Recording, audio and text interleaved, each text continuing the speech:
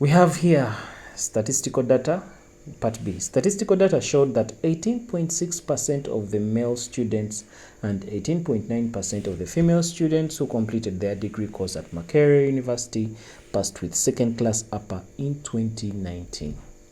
Okay, so they're telling us that if 250 male students were sampled, okay, if 220 male students were sampled, find the probability that more than 50 male graduates passed with the second class upper degree.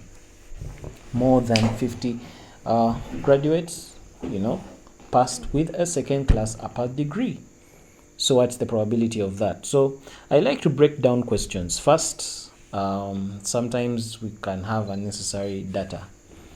Okay, so let's get slowly. Statistical data showed that 18.6% of male students, so let's call this male. Okay, so we have male students, and then so 18.6% of the male students. So it means that of these male students, only 18.6%. Okay, it showed that 18.6% of the male students and 18.9% of female students. So meaning we have also female students. Okay, and of these female students, only 18.9. Okay, 18.9% of the female students who completed their degree course at Makerere University. So these ones, they completed the degree. Okay, so it means that the encompassing thing is both this and that completed their degree. Of course, the people who completed their degree, they are male ones and then the female ones. Okay, I'm just trying to put the question in perspective here. Okay, so 18 those that completed 18.9% of the female students who completed their degree course at Makerere University passed with second class upper. So it means that 18%, these ones, passed. It means that there are some male who failed. Okay, that we do not know about. Okay, even these ones, the female ones, 18.9%, these ones are the ones who passed. That's what the question is saying. It also means that there are those who failed. Of course, for us to get the ones who failed, this is 18.9%. 100% minus 18.9% gives us those ones who failed here. Same thing here. This 18.6% who passed, those who failed, is 100% minus this to get the answer. But let's first finish with the question. Okay, so who completed passed with second class upper in 2019. Now they're telling us that after giving us all this information, they're telling us that if 250 male students were sampled, now the focus has come on the male. Now if they sampled 250 male, okay, if 250 male students were sampled, find the probability that more than 50 male graduates passed. So they want the probability. The random variable in this case is, okay, the number of students, of male students, because they're telling us that 250 male students were sampled. So in other words, we are analyzing only male students. I even don't know why they gave us this data now, because the female students are not being talked about. So I don't know, maybe they just put it there to confuse people. Okay, like how exams can be. Like they're telling us that if 250 male students were sampled, find the probability that more than 50 male graduates passed with second class upper degree. Okay, so for starters here, they're telling us that if 250 male students were sampled, so it means that now we are concerned with the 250, it's only male students that were sampled. It means, in other words, it was a population, and from that population only the males were sampled. So 250 students were sampled, and it is from that sample that we are trying to find the probability. We are using that sample to calculate the probability, that find the probability that more than 50 male graduates passed. So it means that our random variable, okay, which we are going to call x, our random variable, what is it? It is actually the male students. that passed. That is our random variable x. Now they're telling us that find the probability that more than 50 male graduates passed with the second class upper. So it means our random variable, which is xi, and now by random variable, these are things that must have been introduced to you when you're doing statistics in class. They introduce to you what a random variable is, and they explain it to the detail. So I'm just hinting on it here. So our random variable here is x. What's the probability that this random variable x is greater than 50? That's what they're saying, that find the probability that more than 50 male graduates passed with second class upper. So what's the probability that x is greater than 50? So this is the probability that we are trying to find. So if you look at this kind of data, you realize that it is about, first of all, this is out. It's only male students that were sampled, so this female portion is now useless. We are interested in this one. And now if you look at this kind of data, it is the probability. If you look at the nature of the probability, it only gives you two outcomes. Okay, in other words, here it's either someone passed, okay, or failed. And these kinds of data that have these two distinct specific outcomes, okay, the outcomes that are, it's either blue or black. In other words, it's either someone is a success or a failure. Probability of such, these are what we call the distributions that come out of these are what we are calling binomial. Okay, distributions. Again, these must have been introduced to you in class, because there's a difference between binomial distributions and then normal distributions. Normal distributions deal with continuous data mostly. They deal with continuous data. Binomial distributions deal mostly with the kind of distributions that are discrete. It's important that you have a firm foundation regarding those introductions. You know what, first of all, what is a distribution? Then when you understand what a distribution actually means, then you know what a normal distribution is, and then what a binomial distribution is. When you understanding those fundamental foundational definition helps you in reasoning these numbers when they come. You're able to classify that this is a normal distribution, this is a binomial distribution, and it also helps you to properly interpret what formulas. These were things, I assume by the time you're watching this video, you attended class, they introduced these things to you, and now you're just here for revision, right? Yeah. Okay, so these are binomial distribution. This is a binomial distribution. So, and we know that the characteristics of binomial distribution, we always have a value. We now the value of n here are the number of observations, and the number of observations here is there are 250 male students. So it's 250 male students. Out of those 250 male students, what's the probability that they passed? Okay, which we denote by P, probability of success, that is, not passed. Okay, the probability of success is normally denoted by P, and here, according to our question, the probability that they passed is 18.6%. If we are to convert that into, a decimal, it's 18.6, divide that by 100, okay? So it means that the value of P here is going to be 18.6 divided by 100. To remove this percentage sign is going to give us 0.186. So that's the probability of success. Then the probability of failure, that is the probability that these ones failed. It's definitely, we said, like, if out of the 250 male students, they're telling us that 18.6 passed, it means that the ones that failed were 100% minus this 18.6% to get the probability of failure, which is Q, which is 0.814. Okay, or it's, in other words, we can simply say 1 minus 0.186. 1 minus 0.186 gives us 0.814. Okay, So that's this is a binomial distribution now. We have the number of observations, P, and then Q.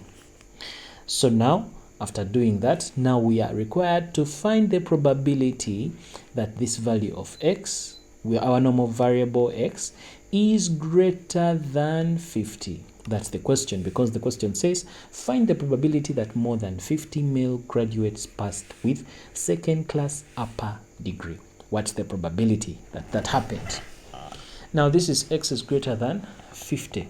Okay. Now remember that when we come to x being greater than 50, it means that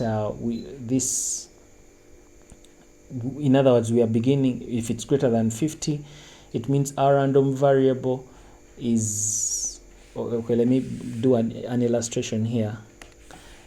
It's like saying, if this is 50, it means that we are starting from 51, 52, 53, and so on.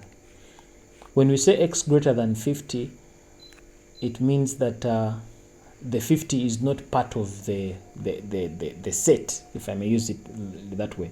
So we convert this, because x is greater than 50, to get this x to be part of the set, this is going to be converted into probability that x is greater than or equal to 51. Remember, when you are doing with binomial distributions, these are discrete numbers. So x is greater than 50 is converted to x is greater than or equal to 51. We push it one figure ahead. Okay. And now after doing so, now we are supposed to convert, we are supposed to standardize this. This is supposed to be equal to, we want this value of x greater than or equal to 51. We're supposed to standardize it.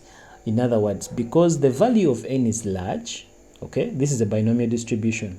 Because the value of n is large, in other words, the value of n is greater than 20.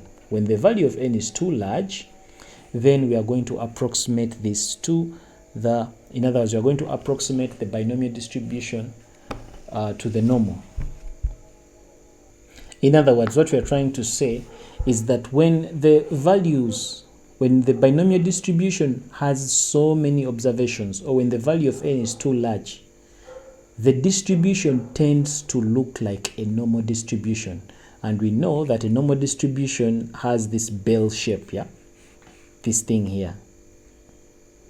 A bell-shaped curve like that. This is a normal distribution. So we know that a normal distribution has, the nature is such that the figures here, okay, they are continuous. Now, if the values in a binomial distribution, because with binomial distribution we're dealing with discrete figures, okay, discrete items. Now, when these items become too many, when they become too many, then we approximate it to the normal distribution. So this is what we are going to do here. Again, these are foundational issues that I expect you are introduced to. So we are going to approximate this to the binomial distribution. We are going to approximate it using the normal distribution. So what we do is that we try and do just that. We are going to standardize this. So how are we going to standardize that? So we are going to standardize it using that formula, that the standardization, which is normally denoted by z, is going to be equal to the value of x, which is our random variable, minus our mean, which we denote by that, divide that by the standard deviation, which we denote by that. Let's not get confused. This mu is mean, and this thing here is our standard deviation. So that's what we're going to first do. So we are going to first find the mean. So what is the mean? Mean, or let me put it in brackets here, mean. Some of you do not get confused. So for a normal distribution, our mean is given by the number of observation times the successes. So that's going to be equal to n, which is 250, multiply that by the probability of success, which is 0, 0.186, and when we multiply those two, what do we end up with? We end up with 46.5. So 46.5 becomes our mean. So what about our standard deviation? So our standard deviation, which is denoted by this, let's call it standard deviation, is going to be given by, yes, standard deviation is the square root of variance, so it's going to be the square root of the variance. Variance is given by the n times the probability of success times the probability of failures, which is going to be under the square root of n, which is 250. Multiply that by the probability of success, which is npq. So in other words, it is n times p, which is 0.186. Multiply that by q, which is going to be 0.814.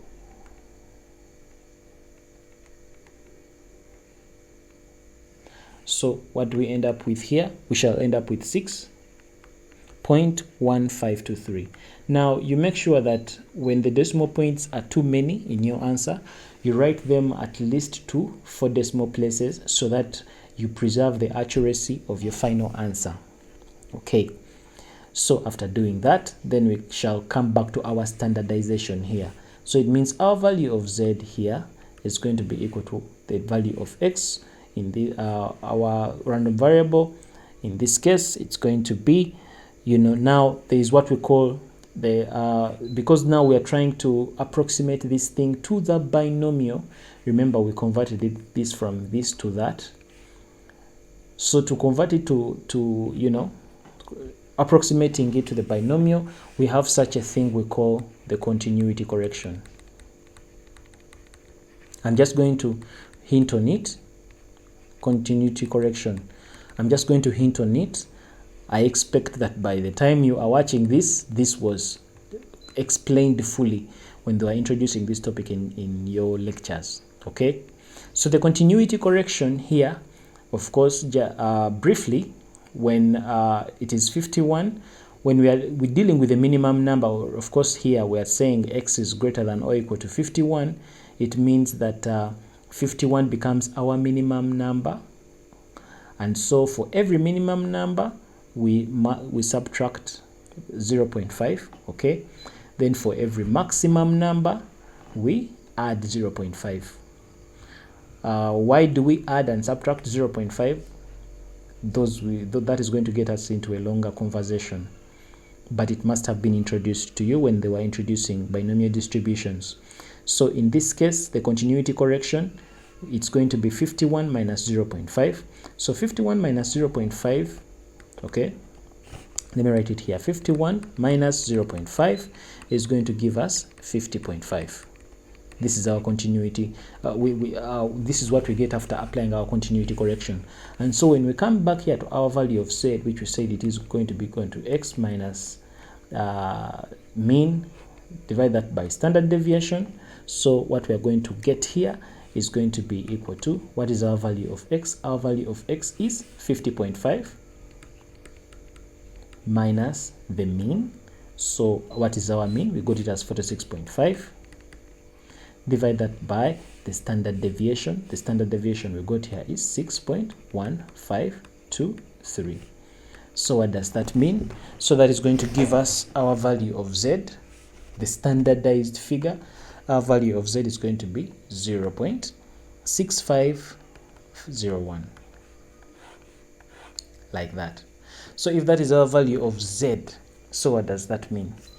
It simply means that our thing here has become this. It simply means that our value of z, we say that our probability, we want the probability of x is greater than or equal to 51. Okay, so what has this become? This has become probability of z, which is going to be greater than or equal to, our value of z here is 0.6501, so it is 0.6501. That is what that means.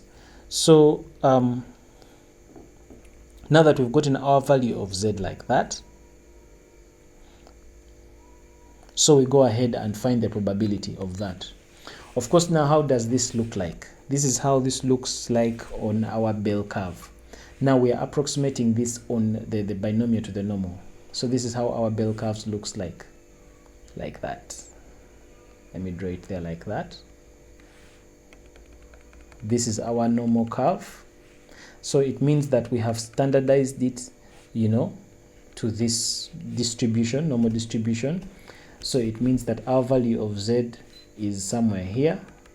Our value of z is 0.6501. So because this is our value of z, and here they are saying that z is supposed to be greater than or equal to 0.6501, so it means that greater than is in that direction, okay?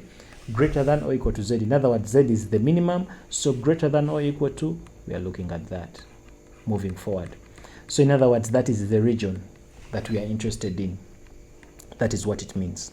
So we are supposed to find the probability using the tables, the probability that is going to correspond to this value of z.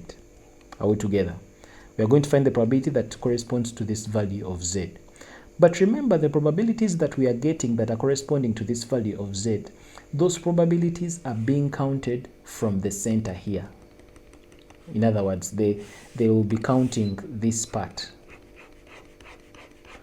So from 0 here up to this value of z, what we are going to go and read from the tables is going to be that it is going to be that area, that shaded area. But remember, our question is interested in this thing that we've shaded black. So I'll show you how we will be able to resolve it. So let's go to our table. We are looking for the probability that is corresponding to 0.6501. So I'll go there.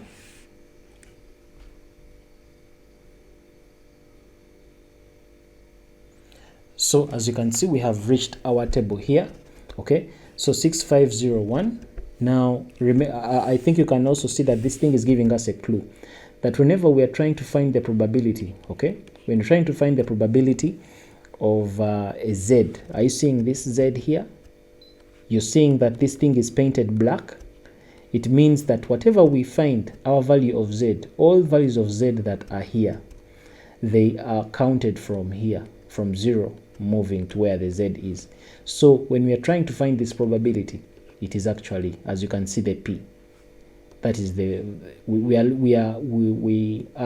actually getting, it's more like we are getting the area under the graph coming from 0 up to that point where z is. That is the figure, the probability we are getting. So in this case, what we are looking for is our z value is 0.6501. That is the value of z. So how do we get that? We are going to come and look for it up here. So we are going to look for, first of all, let's look for 0.6. Now if you come here slowly, our 0.6 is about there. 0.6 is here, our 0.6.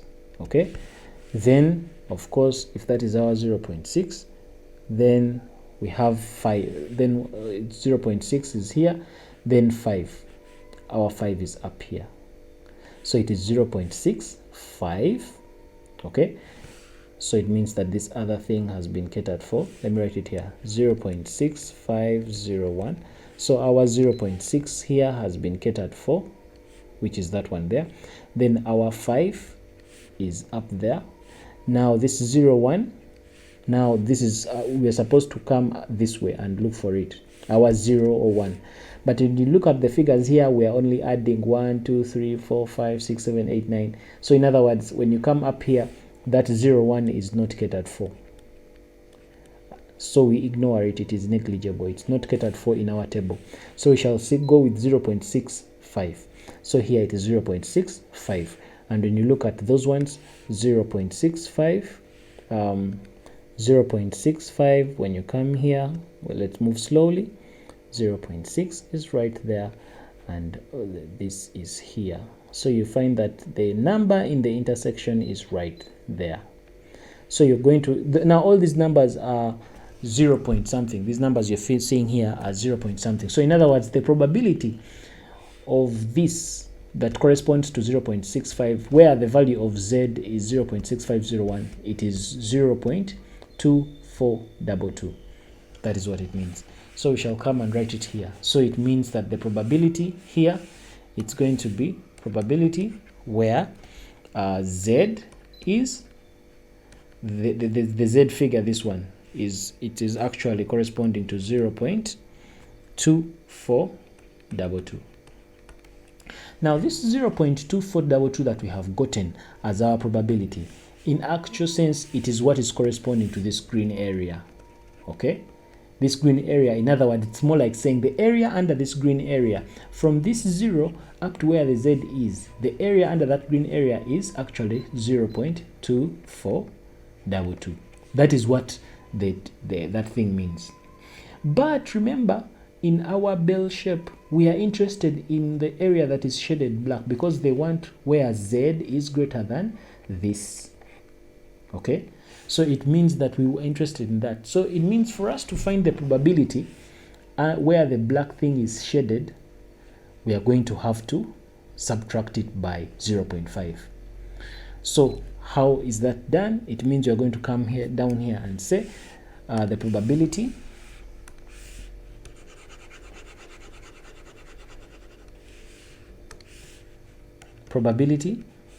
that this z is greater than or equal to 0.6501, okay, is going to be equal to, now it's going to be 0.5 minus, because when you look at this bell shape, half of it is 0.5, the probability is 0.5, and the other half is 0.5. So if we want to get this remaining part, it's going to be this whole half, which is 0.5, minus the probability we got from our table, which is 0.2444, so that we're able to get the remaining part. So in other words, it's going to be 0.5 minus 0.2422. And so what do we have here? 0.5 minus 0.2422, we are going to end up with 0.2578. And now that's the answer. It's the probability that our male students are more than 50. As simple as that. Now, I am cognizant, now when I'm doing most of these numbers here, for example, this one here, I am aware that there are some people that are looking at these things for the very first time. And there is a lot of background information, foundational information that you need to acquaint yourself with to understand what I am doing. In other words, to understand why I am talking about the 0.5, for example, here, as you can see. You need to know how I even started shading this thing like that the way I did. Again, I am saying these are just revision videos. In future, I intend to record videos that are topical based, where I will introduce these things from scratch so that you're able to know about the derivations of the shadings that I am doing here, so that you're able to know why this is 0.5 this way, 0.5 that way. I know some of you are looking at these things for the first time and they are daunting, but it is nice that you should first be introduced to these concepts before you actually start doing these numbers. Most people who find probability hard, it is because they did not have the opportunity to be introduced certain concepts to. So this is the answer, and we are going to move on to the next number. If you've not understood this explanation, you've got lost somewhere along the way, you let me know in the comment section below, and I can assure you, I think the remedy for you, if you've not understood, is you have to watch where I explain these things topic by topic. That is when I will have the time to introduce everything gradually so that everything makes sense. Because in this number, for example, there is a lot of application of so many concepts in just one simple thing. You must have known. For those of you that did mathematics at A level these things are already a walkover because you are introduced to these things too. For those of you that were doing other things, then you just ended up doing the accounting course and you're doing the CPA paper and you're being required to do these things, there could be a headache, but I promise you that if you're watching these things and if you just get someone to introduce these things to you, they are really easy. So I will leave that number at that. We have gotten that answer. So the probability is actually this, 0.2578. That's the answer.